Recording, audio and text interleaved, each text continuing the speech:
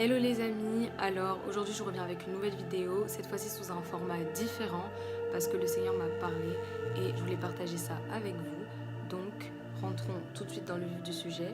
On doit en fait veiller à nos cœurs parce que le Seigneur revient bientôt et il utilise en fait la parole de Dieu pour nous convaincre en fait. Et il y a des textes qui ont été écrits dans l'Ancien Testament et qui sont vraiment très prophétiques. Alors il n'y a pas longtemps, Dieu me parlait beaucoup lorsque j'ouvrais la parole de Dieu, de guerre. Je tombais toujours sur des passages en fait de conflits, d'opposition, de guerre et je comprenais pas forcément. Mais quand j'ai vu en fait ce qui se passait à la télé, donc la guerre en Ukraine, j'ai compris tout de suite que en fait c'était par rapport à ça. Et récemment encore j'ai reçu pendant la nuit un passage. Donc ça se trouve dans Ésaïe 24. Je vais vous le lire et je vais vous expliquer un peu ce que Dieu a déposé sur mon cœur, ce qui m'a fait comprendre. Quand on va rentrer dans les Écritures, on va voir ensemble que vraiment tout ce qui se passe en fait dans ce livre, c'était très prophétique. C'était pour l'époque que les Juifs étaient en train de vivre, mais c'est également pour l'époque qui se passe aujourd'hui. De manière très claire, on voit que le Seigneur a une parole qui ne change pas, qui est toujours d'actualité et qui est indémodable finalement. En fait, on va voir qu'on peut toujours trouver un passage qui nous ramène à la réalité d'aujourd'hui.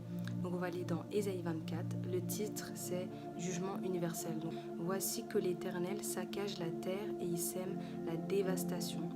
Il bouleverse sa surface et disperse ses habitants. La terre est entièrement saccagée, livrée au pillage. La terre est en deuil, elle est épuisée. Le monde épuisé dépérit. Les grands des peuples de la terre dépérissent. La terre avait été souillée par ses habitants parce qu'ils enfreignaient les lois, modifiaient les prescriptions, violaient l'alliance éternelle. Voilà pourquoi la malédiction dévaste la terre et ses habitants doivent supporter les conséquences de leurs crimes. Voilà pourquoi les habitants de la terre sont punis et il ne reste qu'un petit nombre d'hommes. Tous ceux qui avaient le cœur joyeux gémissent. La joie des tambourins a cessé. Le tapage des amusements a pris fin. La musique jubilatoire de la harpe a cessé. On ne boit plus de vin en chantant. Les liqueurs fortes paraissent amères aux buveurs. La ville du chaos n'est plus que décombres. Toutes les maisons sont fermées. On n'y entre plus. On crie dans les rues parce que le vin manque. Toute réjouissance a disparu. L'allégresse est bannie du pays. Il reste dans la ville que des ruines et les portes sont abattues, démolies. Les survivants se mettent à pousser des cris de joie. De l'ouest, ils célèbrent la majesté de l'Éternel. Donnez donc gloire à l'Éternel dans les endroits où brille la lumière au nom de l'Éternel, du Dieu d'Israël dans les îles de la mer. Du bout de la terre, nous entendons chanter gloire au juste. Mais moi je dis, je suis perdu, malheur à moi. Les traîtres trahissent les traîtres, s'acharnent à haïr. Ce jour-là, l'Éternel interviendra dans le ciel contre les puissances célestes et sur la terre contre les rois de la terre.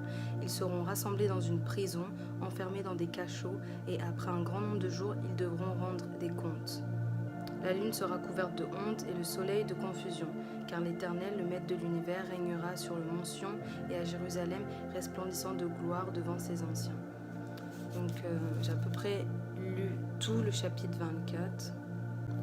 Un peu plus loin, on a la ville fortifiée en un tas de ruines, le palais des étrangers est détruit, plus jamais il ne sera reconstruit. Tu as été un refuge pour le plus faible, un refuge pour le malheureux dans la détresse, un abri contre l'orage, une ombre contre la chaleur. Tu as dompté le tapage des étrangers. Les chants de triomphe des hommes violents ont été contrecarrés. Le chapitre 23. C'est l'Éternel, le Maître de l'univers, qui a pris cette décision pour briser l'orgueil de tous ceux qu'on honore, pour humilier tous ceux qu'on juge importants sur la terre. Donc quand j'ai lu ce passage, vraiment ça m'a frappé et je me suis vraiment rendu compte que ça parle de ce qui se passe aujourd'hui, ça a vraiment un lien. Et ça nous parle de destruction, d'épuisement, de fatigue, de lutte, de royaume contre un autre royaume, de Dieu qui s'oppose aux personnes importantes de cette terre. Donc on voit vraiment que ça reflète bien ce qui se passe aujourd'hui. Donc maintenant je vais rentrer dans l'explication. Donc j'ai fait quelques recherches et puis j'ai surtout médité en fait. Et j'ai trouvé des passages dans la Bible qui sont en lien avec Ésaïe 24 et Ésaïe 23. Donc premièrement, dans le chapitre 24 d'Ésaïe, on voit qu'il nous parle de saccager la terre. Et saccager, en fait, ça veut dire massacrer, ruiner.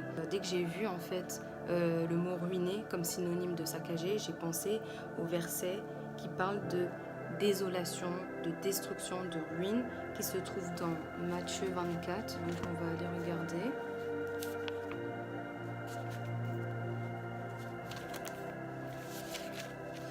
Matthieu 24, verset 15. C'est pourquoi, lorsque vous verrez l'abominable dévastation dont a parlé le prophète Daniel établie dans le lieu saint, que celui qui lit fasse attention. Alors que ceux qui seront en Judée s'enfuient dans les montagnes, que celui qui sera sur le toit ne descende pas pour prendre ce qui est dans sa maison, et celui qui sera dans les champs ne retourne pas en arrière pour prendre son manteau. Malheur aux femmes qui seront enceintes et à celles qui allaiteront durant ces jours-là. Priez pour que votre fuite n'arrive pas en hiver, ni un jour de sabbat, car alors la détresse sera si grande qu'il n'y en a pas eu de pareil depuis le commencement du monde jusqu'à présent, et qu'il n'y en aura plus. Et si ces jours n'étaient pas abrégés, personne ne serait sauvé, mais à cause de ceux qui ont été choisis, ces jours ont été abrégés. Alors ce passage, il est très prophétique, et il va beaucoup plus loin que ce que j'ai reçu. Ici, je ne suis pas venue parler du retour en fait de Jésus directement. Je suis plus venue parler du contexte dans lequel on se trouve et ce que Dieu m'a révélé là-dessus. Mais en tout cas, ça nous montre qu'on est dans le commencement, on est en chemin vers ces choses qui mènent à la destruction en fait. On est en chemin vers toutes ces choses qui ont été annoncées dans Matthieu 24, c'est-à-dire des personnes qui s'enfuient, des personnes qui sont en fait dans la détresse, des personnes qui sont enceintes et qui doivent se retrouver dans des conditions vraiment très compliquées. Donc ce qui est en train de se passer, c'est juste des signes de la fin des temps et du retour de Jésus. Donc dans Matthieu 24, on a aussi ce passage qu'on est en train de vivre. Au verset 6, vous entendrez parler de guerre et de menaces de guerre. Ne vous laissez pas effrayer car il faut que toutes ces choses arrivent. Cependant, ce ne sera pas encore la fin. Une nation se dressera contre une nation et un royaume contre un royaume. Et il y aura en divers endroits des famines, des pestes et des tremblements de terre. Tout cela sera le commencement des douleurs. Donc en fait, dans le livre de Matthieu, voilà, Jésus nous annonce toutes les choses qu'on est en train de voir aujourd'hui, des guerres, des bruits de guerre. Et il nous dit qu'on ne doit pas être effrayé. Il nous dit qu'on doit vraiment s'attendre à ces choses parce que c'est ces choses qui vont déclencher en fait le retour de Jésus. Et qu'il faut que ces choses arrivent pour que en fait, le Messie revienne. Donc à la base, j'avais reçu Ésaïe 24 et aussi 23, mais ça m'a directement mené à Matthieu 24 parce que c'est très lié. Et il poursuit en nous parlant en fait des choses qui vont nous montrer que Jésus est proche, que le royaume de Dieu est proche. Donc il y a 8 choses qui vont précéder le retour de Jésus. On nous parle de faux Christ, de l'augmentation des guerres, donc de la violence entre les nations, les catastrophes naturelles, les persécutions, l'apostasie, les faux prophètes, l'augmentation du mal et l'évangélisation dans toutes les nations. Donc, c'est à partir du verset 9. « Alors on vous livrera à la persécution et l'on vous fera mourir. Vous serez détestés de toutes les nations à cause de mon nom. Beaucoup trébucheront alors et ils se trahiront, se détesteront les uns les autres. Beaucoup de prétendus prophètes surgiront et ils tromperont beaucoup de gens. À cause de la progression du mal, l'amour du plus grand nombre se refroidira, mais celui qui persévérera jusqu'à la fin sera sauvé. Cette bonne nouvelle du royaume sera proclamée dans le monde entier pour servir de témoignage à toutes les nations. Alors viendra la fin. Quand toutes ces choses seront arrivées, c'est là qu'on saura que c'est la fin et que Jésus est à la porte. Donc, comprenez bien que l'humanité, que ce soit les chrétiens ou les non-chrétiens, va devoir passer par ces choses pour que Jésus arrive. Mais heureusement, il y aura l'enlèvement de l'Église qui va permettre, en fait, à ceux qui auront été enfants de Dieu, à ceux qui auront choisi de suivre Christ, d'être sauvés de toutes ces choses, d'être épargnés de la grande tribulation à venir qui va survenir après que Christ ait enlevé l'Église. Donc vraiment, Église, restons attachés à Christ, persévérons jusqu'à son retour, parce qu'il manque peu de temps, mais c'est ce peu de temps qui est très important. On doit vraiment rester focus, on ne doit pas se laisser distraire par quoi que ce soit, on doit vraiment avoir les yeux fixés sur lui, faire sa volonté jusqu'à son retour. Donc retournons dans Ésaïe 24, qui a pour titre Jugement universel. Et en fait, je demandais à Dieu, c'est quoi le jugement universel?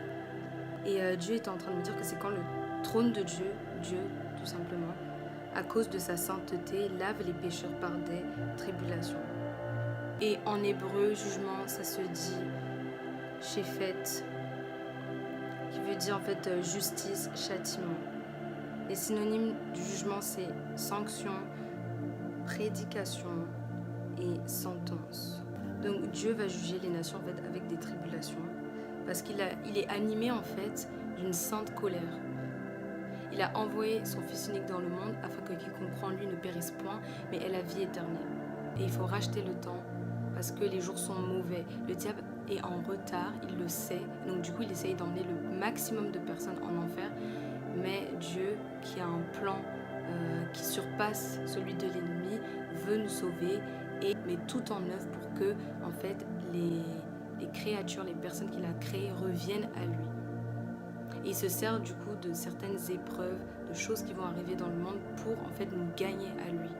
Parce que c'est dans la détresse qu'on peut s'attacher à Dieu, c'est dans la détresse qu'on peut vouloir chercher un sauveur et s'abandonner à lui complètement. Je suis tombée aussi ensuite sur un autre passage, donc ça se trouve dans Actes, chapitre 17, versets 30 à 31. On va le lire ensemble.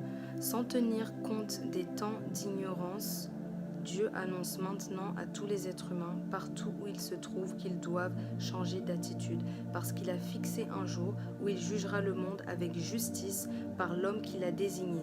Il en a donné à tous une preuve certaine en le ressuscitant. En fait, Jésus va juger le monde. Il a fait de ses ennemis un escabeau. Tout genou, du coup, fléchira devant lui. La justice de Dieu pour les hommes a été accomplie à la croix. Donc il y a seulement lui qui peut revenir rétablir en fait l'ordre dans le monde, rétablir la justice. Mais ça, il s'en occupera bien après. Pour l'instant, il doit déjà revenir chercher son église, remettre de l'ordre dans le monde, ça se passera après. Ce qui compte en fait, c'est que tu crois au Seigneur Jésus-Christ si tu ne crois pas encore en lui. Parce que ce qui est clair, c'est qu'il y a des prophéties, elles ont été annoncées et elles sont en train de s'accomplir. Et elles ne cesseront que de s'accomplir parce que la parole, elle est vraie. Tout ce que Dieu a dit, ça s'accomplit. Et sa parole, elle ne revient pas à lui sans effet. Donc, c'est obligé en fait que tout ce qui est écrit dans ce livre, ça s'accomplisse. Donc, crois seulement en lui et tu verras la gloire de Dieu. Si on continue dans Matthieu chapitre 25, du verset 31 à 34, on voit que le titre de ce passage s'appelle Jugement des nations. Donc, je vais lire avec vous. Lorsque le Fils de l'homme viendra dans sa gloire avec tous les saints anges, il s'assiera sur son trône de gloire. Toutes les nations seront rassemblées devant lui. Il séparera les uns des autres comme le berger sépare les brebis des boucs. Il mettra les brebis à sa droite et les boucs à sa gauche. Alors le roi dira à ceux qui seront à sa droite, « Venez, vous qui êtes bénis par mon Père, prenez possession du royaume qui vous a été préparé dès la création du monde. » Les brebis sont les chrétiens qui auront lavé leurs robes, qui auront marché dans la sanctification, dans la volonté de Dieu et ainsi pourront accéder au royaume de Dieu. C'est ceux qui auront suivi vraiment Dieu de tout leur cœur et qui auront aimé aussi leur prochain de tout leur cœur.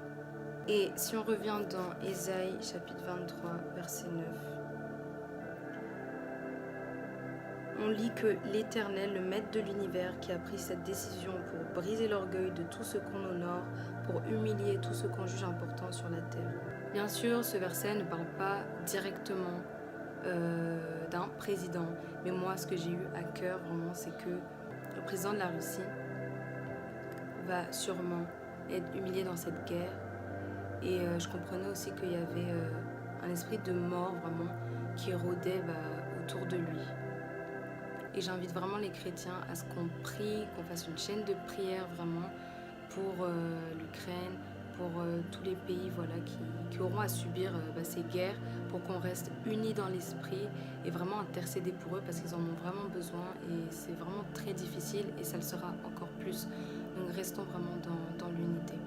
Et vraiment, je veux nous rappeler à nous, enfants de Dieu, les chrétiens, les saints, ceux qui sont appelés enfants de Dieu, qu'on puisse vraiment en fait tenir bon jusqu'à la fin, qu'on puisse vraiment persévérer, s'attacher à la vérité et pas succomber, ne pas être séduit par des fausses doctrines, ne pas être trompé par le mensonge du diable, mais que vraiment on puisse être patient, qu'on puisse endurer avec Christ, souffrir avec Christ durant ces périodes, parce que seulement les chrétiens matures pourront vraiment arriver jusqu'au bout. Si on a un chrétien qui est pas assez dans les choses de Dieu, qui est plus attaché aux choses de cette terre, les choses d'ici-bas, on ne pourra pas tenir jusqu'à la fin. Vraiment, on a besoin de son esprit, et son esprit est mature. Son esprit n'est pas dans les choses d'ici-bas, mais son esprit est vraiment dans les choses d'en haut. Et il y aura une récompense à la fin. Chacun obtiendra sa récompense à la fin pour ce qu'il aura fait sur cette terre, toutes les choses qu'il aura faites. Il y aura des différentes récompenses et rien de plus beau que de voir notre Sauveur et en plus de recevoir de sa part des récompenses. Donc c'est pour ça que je vous appelle vraiment à courir vers le but pour remporter le trophée, c'est-à-dire remporter la victoire. Parce que le salut est une course. On doit courir vraiment avec cette crainte et ce tremblement. Et vraiment, rappelle-toi que si tu es occupé vraiment à servir le Seigneur fidèlement, à vraiment l'adorer en esprit, en vérité, que tu ne te lasses pas, tu auras ta récompense. Vraiment. Ne tombons pas dans un sommeil spirituel. Nous avons été réveillés de la mort quand nous sommes passés en fait de la mort à la vie, quand nous sommes passés de la mort à la résurrection, des ténèbres à la lumière. Alors on ne peut pas laisser cette lumière. Et plus le Seigneur approchera, plus ça sera dur. Donc on a besoin vraiment d'avoir cette armure du chrétien qui se trouve dans Éphésiens 6. Et celui qu'il faut craindre vraiment, c'est Jésus, celui qui a le pouvoir de doter notre vie et en plus de faire périr ou de sauver notre âme. Donc vraiment, on ne doit pas avoir peur de l'ennemi. Donc vraiment, on ne doit pas avoir peur de l'ennemi parce qu'on sait que si on met toute notre foi, notre assurance, notre confiance en Jésus, en fait, la Bible nous dit que la foi est une ferme assurance des choses qu'on espère. La Bible dit la foi est une ferme assurance des choses qu'on espère et une démonstration des choses qu'on ne voit pas. Vraiment, préparons-nous à son retour sérieusement. Ne perdons pas de temps dans des choses inutiles, des choses vaines, parce que la Bible dit tout est permis mais tout n'est pas utile, tout est permis mais tout n'édifie pas. Donc on ne doit pas passer notre temps dans des choses qui ne portent pas de fruits. Au contraire, nous on est appelés à porter du fruit, à toujours grandir de plus en plus pour tendre à la maturité en Christ, pour tendre à la perfection en Christ, puisque cette croix était parfaite. Alors si on est à son image, on doit aussi tendre nous-mêmes pour être le plus possible sincère avec Dieu et se repentir en fait tout le temps pour qu'on puisse être près de lui, dans sa présence et ne jamais l'abandonner. Donc j'espère que cette vidéo a pu vous encourager, j'espère que ça vous a un peu plus orienté, que ça vous a un peu plus permis de comprendre ce qui se passe. Et la clé c'est rester les yeux fixés sur Jésus, car l'amour c'est Jésus.